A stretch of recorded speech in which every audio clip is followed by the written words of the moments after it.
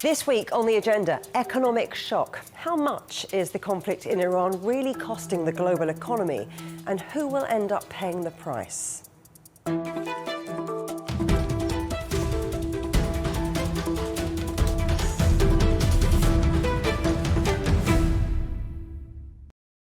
The attacks on Iran are estimated to be costing the United States around $1 billion per day.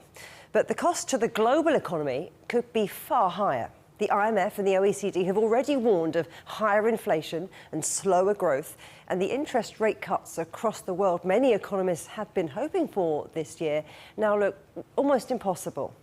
To consider the longer-term costs of what many still hope might be a relatively short-term conflict, I'm joined now by Dr Frédéric Schneider, Senior Fellow at the Middle East Council on Global Affairs, Vicky Pryce, Chief Economic Advisor at the Centre for Business and Economic Research, and Dr Gerard Lyons, Economist and Senior Independent Director on the board of Bank of China. Thank you all for coming on the agenda. Frédéric, let me start with you. How real is the risk that this conflict escalates in a way that does lasting damage to global energy markets and other markets?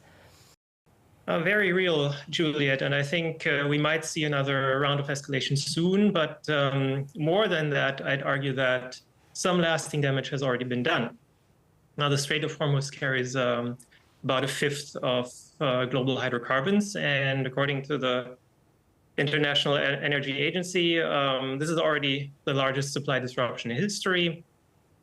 And even if, the ceasefire would hypothetically end tomorrow, some structural damage has already been done. So global governments are already accelerating their transition away from Gulf hydrocarbons, or at least are intending to do so. In terms of logistics, global shipping companies are already signing alternative routing contracts. Global agriculture will be affected well into next year. Global foreign direct investment patterns are already shifting. So this is already happening. But the biggest problem, in my view, is not the duration of the conflict, but what a ceasefire will bring. So any ceasefire will likely just in my view, kick the can down the road and not solve the structural issues in here. And I mean, we might be sitting here in a year's time having the exact same conversation. And that's the lasting uncertainty that will influence economic decision-making more than anything else. So let's try and put the world to rights in this programme then. Vicky, if energy prices stay elevated, I mean, what does that do to growth in both advanced and emerging economies? I mean, are we talking about a slowdown or something more serious? Well, people are worried that we might have recession in emerging economies. It could be worse than it is in the West, where indeed, just as we've been hearing, various governments have put in place a number of ways to rely a bit less on oil and gas. They take a little bit of time to have an impact. For the moment, we're still relying hugely, even in the UK, where I'm speaking from, 80% of our needs, energy needs, are met by oil and gas. So it's still a long way to go. But it is really the developing world which is going to be suffering more from this. But of course, in some parts of the world, what we have also seen is that commodity prices have gone up significantly, so they could possibly have some positive impact from that in terms of individual countries where they exactly stand, given higher oil prices, but perhaps also high commodity prices. But there is also a strain for a number of them in relation to the strength of the dollar, which of course is affecting their own debt positions and also paying for the oil, which is priced in dollars. So there are issues across the world. In the West, at least there is a little bit of ability to intervene in terms of the fiscal side, perhaps giving some support with lower taxes. We've seen that already happening in a number of countries where VAT on petrol has been reduced in some places and where there could be some extra subsidies being offered. However, all that, of course, is completely against any advice given by the International Energy Agency, which says just cut back your demand, just don't trouble as much. And of course, that has huge repercussions, thinking about your question, whether we have recession, on a number of sectors that do depend on you still moving, such as, for example, the airline sector. Yeah. Gerard, central banks thought that they were getting on top of inflation. Many had been hoping to see interest rate cuts this year, but with Eurozone inflation already soaring, and other figures likely to follow suit, do you think this changes the script? Well, yes, the war changes the inflation outlook. Before the war, we were in a disinflationary global environment, modest global growth, and inflation relatively subdued, although there was a lot of nuance. For instance, even before the war in America, rapid monetary growth and the after effect of tariffs meant that in the States there was still an inflation concern. But generally speaking, it was relatively modest inflation, and that had allowed the European Central Bank already to cut rates, and the markets were expecting the US Federal Reserve and the Bank of England, for instance, to cut rates. The war has changed this. We now have a stagflationary environment. So the stag relates to stagnation, weaker growth, and deflation to higher inflation. And the challenge is really whether you as a central bank have a single mandate or whether you have a dual mandate. And the markets are focused on this more, shall we say, than policymakers and politicians, I would say immediately, in the sense that single mandate central banks like the Bank of England or the European Central Bank are there to focus on inflation. So the markets are factoring in that they will have to hike rates. I don't think they should, but that's where the markets currently are thinking. Whereas dual mandate central banks like the US Federal Reserve, and also to some respects, the People's Bank of China, they look at growth as well as inflation. They've got a bit more flexibility. The challenge with a war like this, and particularly as has already been mentioned, how long it lasts, initially it's the inflation shock that comes through, and the hit to growth then comes through afterwards. And the challenge for central banks is to not overreact to the inflation shock by tightening and then make the economic outlook worse. It has changed the picture. The inflation outlook now forces some central banks to focus a lot more on inflation, but the Fed and the People's Bank of China have a bit more room for manoeuvre than others. Something else that has changed is investor behaviour. I mean, Vicky, we've seen about $50 billion worth of emerging Asian markets or being pulled out of those markets just in the past month alone. What's driving that sudden shift?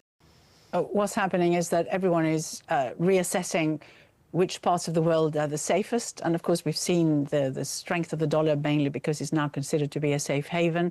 So I'm afraid, yes, we're going to see quite a lot of rethinking of where money should go and what the chances are of getting a reasonable return, and which you can guarantee, if you like. There is an issue, of course, when you look at the US, that it is perhaps I think, in terms of the G7, the one country which the Organization for Economic Cooperation and Development, the OECD, when they were redoing the forecast just a week or so ago, in fact, raised the forecast for 2026 by comparison to all the other G7 countries. We saw a further, an actual decline in the forecast for this year. And that does show you how everything has changed and where the power lies. I mean, admittedly, we've also seen, of course, China do reasonably well. The latest data is quite strong. It has come out of it. But what you find is that, therefore, loads of other countries are left in the middle, not looking particularly attractive for an investment viewpoint.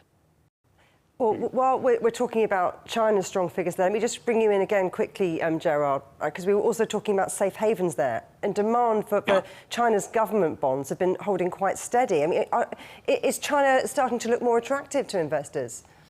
Well, China is naturally very exposed to the Gulf crisis. And indeed, the problems in Venezuela a few weeks earlier had already drawn to attention of China's energy dependency.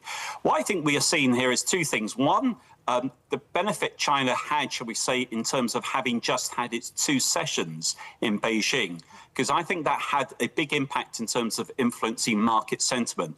The two sessions presented an incredible macro outlook. Before the war, 4.5% to 5% growth, budget deficit 4%, inflation around 2%. But importantly, highlighted that the Chinese authorities had policy room for maneuver in terms of both fiscal and monetary. So that was an important backdrop ahead of the war. And then on top of that, the point that Vicky's just raised about safe havens. Now, it has to be said, before the war, this was one of the big debates out there. Since President Trump's second term started, it's not just the uncertainty, it's been the unpredictability of US policy, and that has weighed on the dollar. The dollar has been given, I would say, a temporary bounce at the moment because the US, like China, coming back to your question on China, are seen as cyclically, even though they're exposed, being better protected than others. So the safe haven aspect, I think, still has a long way to go once we come out of this war, because I think China then might look far more attractive in many people's eyes than the US in terms of the outlook for the dollar. Frédéric, what do you think? Are investors really choosing China or just looking for somewhere less exposed than others, more predictable? I mean, what does this all say about China's exposure to the chaos in the Middle East?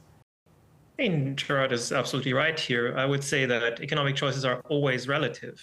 So when you see capital moving into China, it's as much a vote of confidence for China as it's a reflection of how exposed everything else looks like right now. So investors are looking for the least bad option, if you will, and China is relatively insulated from the shock, even if a large amount of hydrocarbons is imported from the Gulf. But China has spent a better part of a decade building the relevant buffers here. So strategic energy reserves, internalized supply chains, and an enormous domestic renewable program. And so it's definitely, relatively speaking, less vulnerable than places like Japan, South Korea, or Europe, but the exposure is obviously not zero. So most importantly, China is an export-driven economy, so it depends on global demand staying healthy. And we've seen some shifts lately with the tariff wars. But if this conflict really tips, let's say, Europe or large parts of Asia, or potentially both, into a serious slowdown, then Chinese export growth will also suffer. So while China is definitely relatively insulated, it is clear that it has a big interest in having the war end soon. Vicky, when international investors pull money out like this, where does it tend to go? And what does it tell you about confidence globally? Well, confidence has most definitely been shattered. There is no doubt about that. And I think the point that was made by Frédéric earlier, in terms of how long does it take for some of that confidence to come back. So for the moment, people will be looking for where they can deposit their money for maybe the short term, while they're looking at how long this whole conflict will last. There's been so much volatility, so I'm pretty certain that the investment banks will have continued to do rather well, because all the traders doing well, given everything that's been going on. And we saw how well they did a year ago, or for the whole of 2025. But there is a worry as to, where will actual investment go in terms of real, production, rather than just looking at places where you can deposit your money for the short term. And there are already some concerns about bits of the financial sector where people are withdrawing their funds to find perhaps something safer to invest in for the short term. So there are some issues that we need to be worrying about, that what this will do perhaps for the sort of medium term is reduce the overall investment in the world economy in a way that will lead to lower growth in the years ahead. And it takes a bit of time for that investment to come back.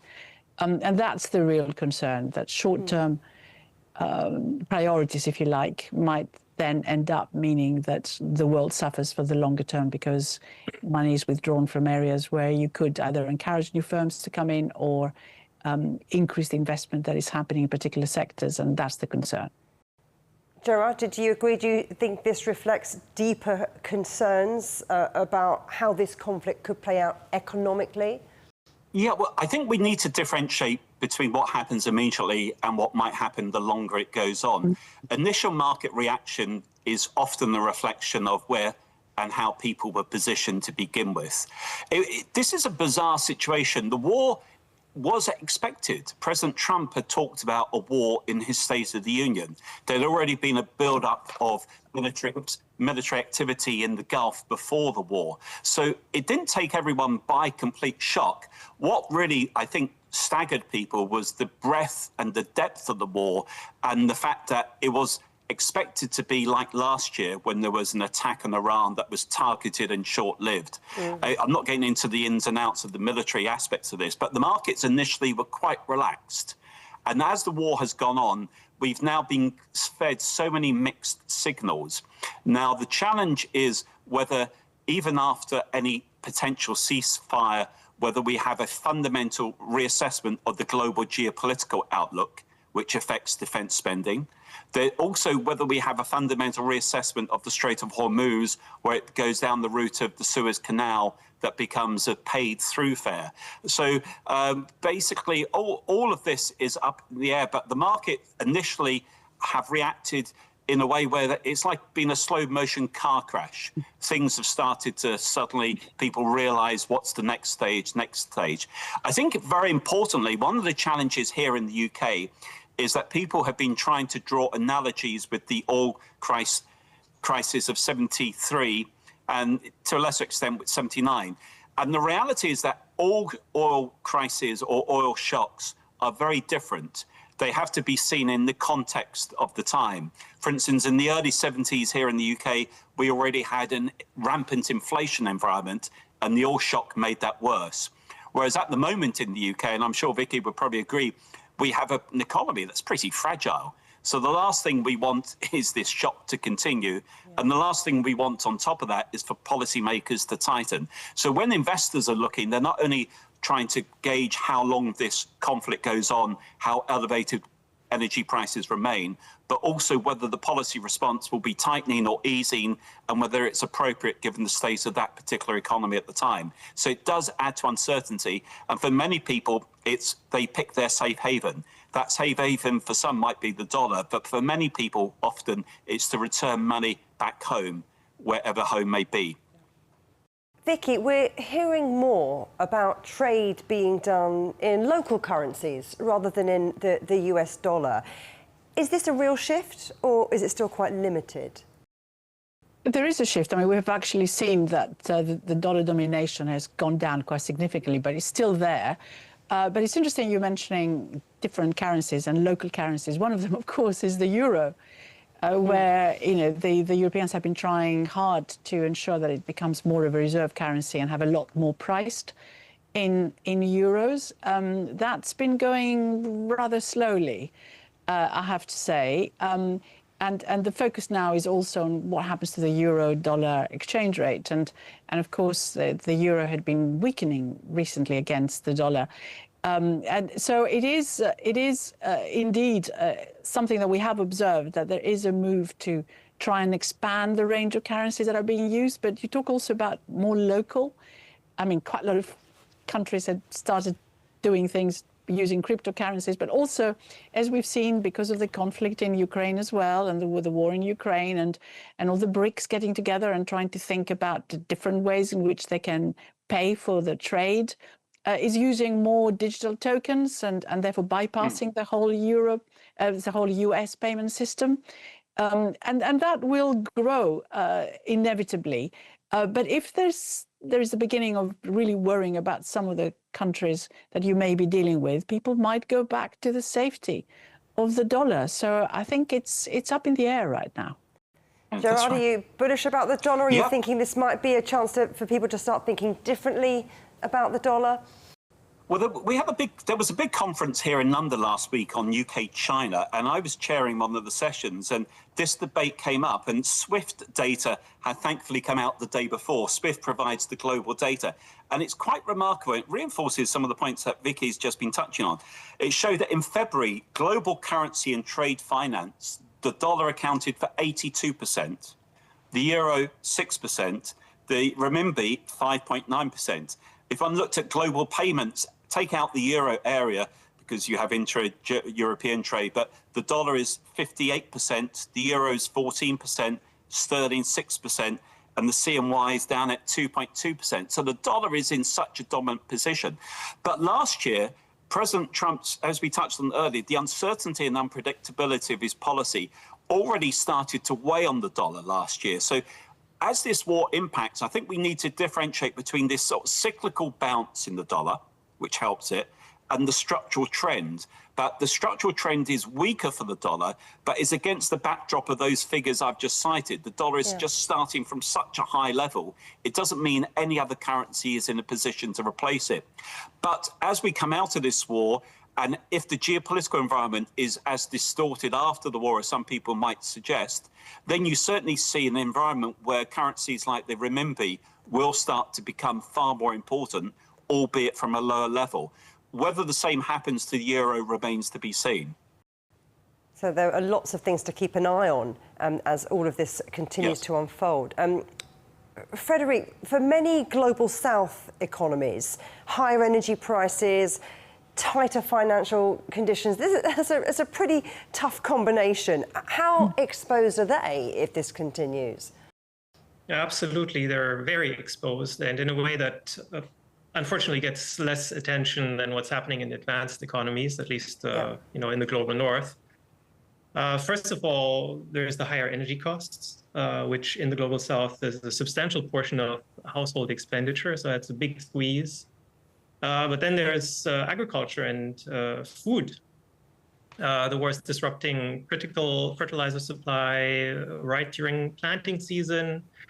The food price consequences will materialize over time at harvest time down the road, when many of these countries will already feel the fiscal squeeze. And the World Food Program estimates that about 45 million additional people might be facing food insecurity because of the war.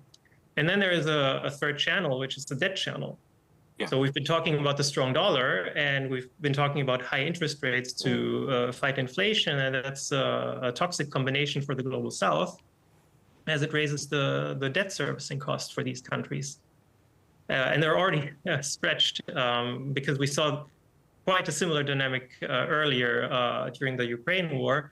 And the risk is that that might happen again, but more pronounced and from a weaker starting position for these countries. So the most exposed countries are those that are import dependent, debt stressed, and with thin foreign exchange reserves, and with governments that are already lacking the fiscal space, if you will, to absorb that shock. So that would be places like Egypt, Pakistan, Bangladesh, Sri Lanka, but also, you know, large portions of Africa. You mentioned Egypt, but what about the Middle East? Yeah, absolutely. I mean, places like Syria and Jordan and Lebanon too. So the Middle East in general is a net food importer, and is also facing a debt crisis. So all of these places. I mean, Lebanon is currently being invaded. So all of that adds together. It's just that Egypt gets a lot of the spotlight because it's just a big country, you know, and food prices and fuel prices, if they surge, usually, especially in these countries, they can have sociopolitical implications, you know. Debt crisis, energy crisis. We've been talking about some pretty big themes. Vicky, are we moving away from globalization as we knew it, or just seeing it evolve into something more regional?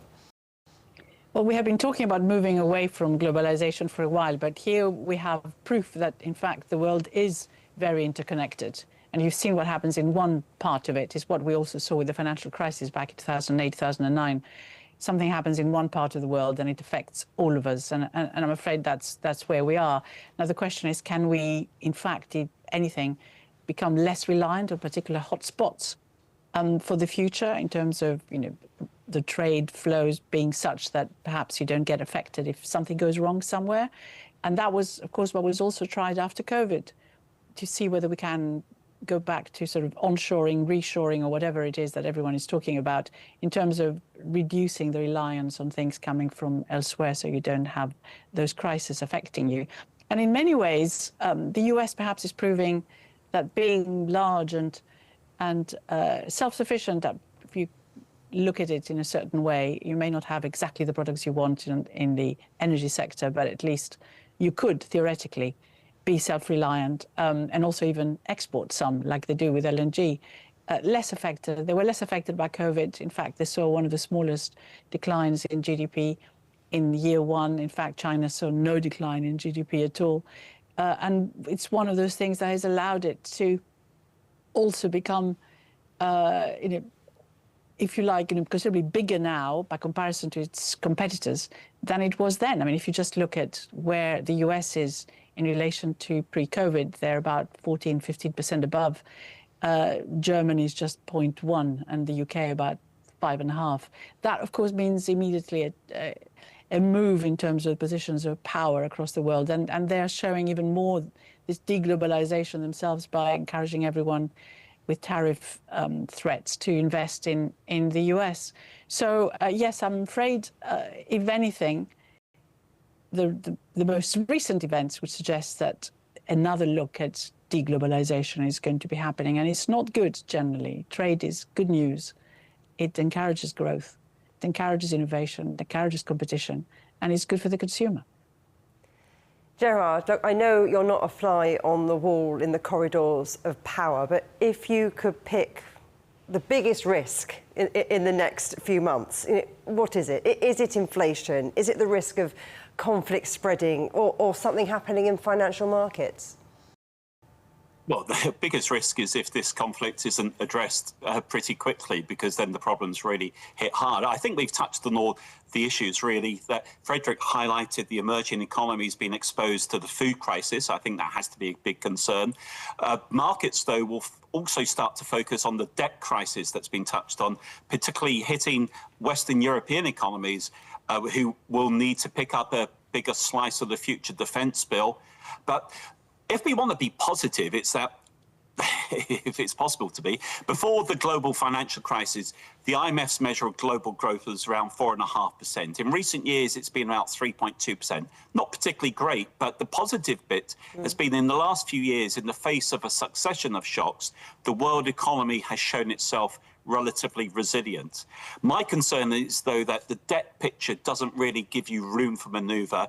And central banks made big mistakes before. And my concern would be the policy room for manoeuvre doesn't give any room on the fiscal side for many countries. And central banks make the mistake of tightening too aggressively too soon. And that compounds the problem. Debt is the underlying worry for many advanced economies, but the food crisis and the inflation hit to living standards will be the reality for the general public in many countries in the near term. I can see you're all nodding along to that, but Frédéric, let me ask you this, because one thing that economists hate more than anything is uncertainty. With Trump in the White House, is there any hope of certainty? I think political risk is always very unpleasant for both financial markets and economists, and Trump is certainly one of the worst of these political risks. And especially, I mean, we've seen a couple of times where he's probably just playing a pump and dump game with his announcements, which creates crazy volatility.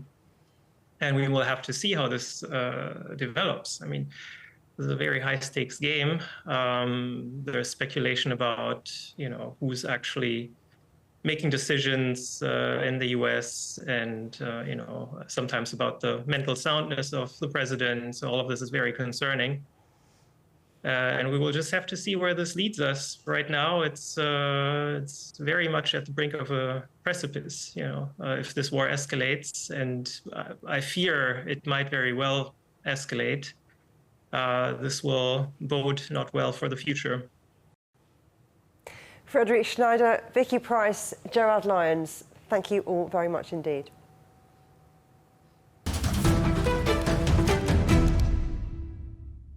You can watch every episode of The Agenda in full on CGTN Europe's YouTube channel. And for exclusive extra content from me, my guests and the rest of the team, don't forget to check out @The Agenda Show on TikTok. Coming up on a future agenda, tech titans, how China is challenging the world by innovating faster, working harder and going global. But for now, from me, Juliet Mann, and from all the Agenda team here in London, goodbye.